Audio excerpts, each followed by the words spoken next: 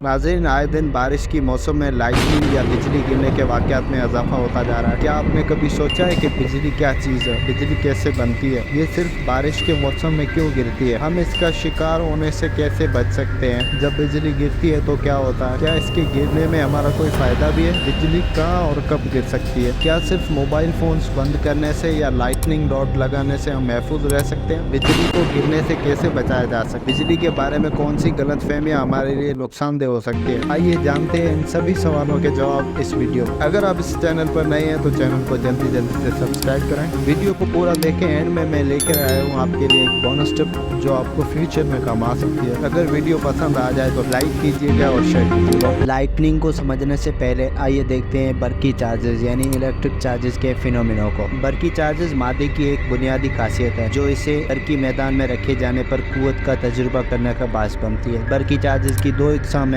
मुस्बत यानी पॉजिटिव, मनफी यानी नेगेटिव। मुखालिफ चार्जेस एक दूसरे को अपनी तरफ खींचती हैं और यकसा चार्जेस एक दूसरे को दूर करती हैं। आमतौर पर आसमानी बिजली दो तरह की होती है, एक वो जो आसमान में नज़र आती है जो किसी भी दो बादलों के दरमियान इलेक्ट्रिक डिस्चार्ज की वजह से होती है, यानी दो बादलों के दरमियान मौजूद मुखालिफ चार्जेस एक दूसरे को खींचती है और जब कशीदगी ज़्यादा हो जाती है तो एक बादल के पॉजिटिव चार्जेस दूसरे बादल के नेगेटिव चार्जेस की तरफ जाते हैं, जिसके नतीजे में रोशनी और आवाज़ पैदा होता है जिसे हम लाइटनिंग और थंडर कहते हैं। नंबर 2 वो जो हमें ज़मीन पर नज़र आती है। इस तरह की बिजली एक बादल और ज़मीन के दरमियान इलेक्ट्रिक डिस्चार्ज की वजह से होती है। बादल के निचले हिस्से में मनफी चार्जेस मौजूद होते हैं और ज़मीन एक इलेक्ट्रोमैग्नेट है जिसके ऊपर वाले हिस्से में पॉजिटिव चार्जेस होती है और नीचे वाले हिस्से में नेगेटिव चार्जेस होती है। इस तरह जब बादल के निचले हिस्से में मौजूद मनफी चार्जेस और ज़मीन के ऊपर वाले हिस्से में मौजूद पॉजिटिव चार्जेस एक दूसरे को खींचती हैं यानी अट्रैक्ट करती हैं और ये कशीदगी जब बढ़ जाती है तो इलेक्ट्रिक डिस्चार्ज होता है जिसे हम लाइटनिंग और थंडर कहते हैं। बिजली और गरज यानी लाइटनिंग एंड थंडर एक साथ वाक़ होते हैं। जी बिल्कुल, बिजली और गरज एक साथ वाक़ होते हैं, मगर उनके महसूस में फ़र्क इस वजह से आता है कि रोशनी और आवाज़ की रफ्तार में फ़र्क है। रोशनी आवाज़ से बहुत ज़्यादा तेज़ी से हरकत करती है, इसलिए बिजली हमें पहले दिखती है और गरज बाद में सुनने में आती है। नाज़रीन, बिजली गिरने के हम पर क्या असरात होते हैं? बिजली गिरने से माहौल, बुनियादी ढांचे और इंसानी सेहत पर अहम और कभी कभार तबाहकुन असरात हो सकते हैं, लेकिन इसके असरात से कैसे बचा जा सकता है,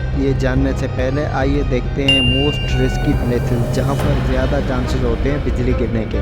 नाज़रीन, जैसे हमने पहले देखा है कि बिजली एक करंट है जो हमेशा एक बंद रास्ते से गुजरता है जिसे हम सर्किट कहते हैं। नाज़रीन, मकनातीसी उसूलों के मुताबिक ये अपने लिए शॉर्टेस्ट यानी छोटे से छोटा रास्ता ढूंढने की कोशिश करता है, इसलिए हम ये कह सकते हैं कि ऊंची चोटियों, खुले मैदानों और ऊंची इमारतों में बिजली गिरने के ज़्यादा चांसेस हैं। लाइटनिंग यानी बिजली के असरात से बचने के लिए आजकल लाइटनिंग रॉड का इस्तेमाल किया जाता है। नाज़रीन, ये लाइटनिंग रॉड एक साइंसदान बेंजामिन फ्रैंकलिन ने बनाई थी जो किसी भी इमारत की चोटी पर लगाई जाती है और इसे वायर के जरिए ग्राउंड से कनेक्ट किया जाता है। अब जैसे ही बिजली उसमें गिरती है तो उसमें मौजूद करंट को ग्राउंड तक पहुंचने का रास्ता मिल जाता है, इस तरह वो इमारत महफूज रहती है। लाइटनिंग रॉड को जितना बुलंदी पर लगाया जाता है उतना ज़्यादा एरिया कवर होता है, पर हर आदमी लाइटनिंग रॉड का इस्तेमाल अफोर्ड नहीं कर सकता, तो उसे क्या करना चाहिए? नाज़रीन, वो चीज़ें जिसमें से करंट गुजरता है यानी इलेक्ट्रिसिटी कंडक्टर्स हैं, जैसे कॉपर यानी तांबा, एल्यूमिनियम, गोल्ड यानी सोना,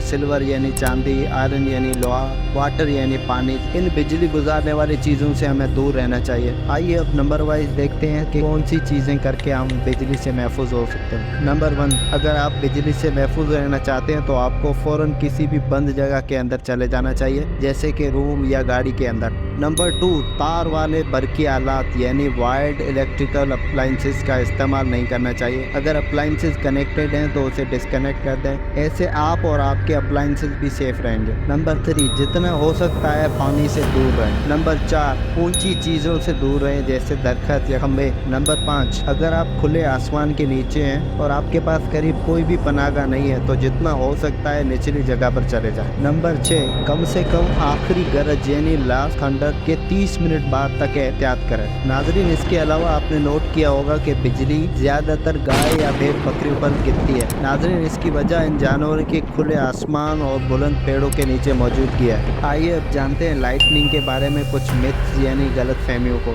ये गलत फहमियाँ बिजली के खतरात को समझने और हिफाजती तदाबीर इख्तियार करने में रुकावट बन सकती है। नंबर 1, हम लाइटनिंग से सेफ रहने के लिए मोबाइल फ़ोन्स को स्विच ऑफ कर देते हैं। नाज़रीन, ये एक गलत फहमी है में मोबाइल फ़ोन का कोई इम्पैक्ट नहीं होता लाइटनिंग का। हाँ, पहले एंटीना वाले टेलीफोन्स आते थे, उसका इम्पैक्ट होता था क्योंकि उनके ऊपर मेटल की एंटीना लगी होती है, तो एंटीना बिजली गिरने की वजह बन सकती है। नंबर 2, बिजली कभी दोबारा एक जगह पर नहीं गिरती। ये भी एक मिथ है, इसके पीछे कोई साइंसी वजह नहीं। नंबर 3, बिजली गिरने के दौरान रबड़ शूज़ पहनने से इसके असरात से बचा जा सकता है। अगेन ये भी एक मिथ है, जितना ज़्यादा करंट होता है उसके मुकाबले में जूते की रबड़ बहुत कम होती है और ये रबड़ जल जाती है, तो इसके असरात से बचा नहीं जा सकता। नंबर 4, बिजली सिर्फ वहाँ गिरती है जहाँ बारिश हो रही हो।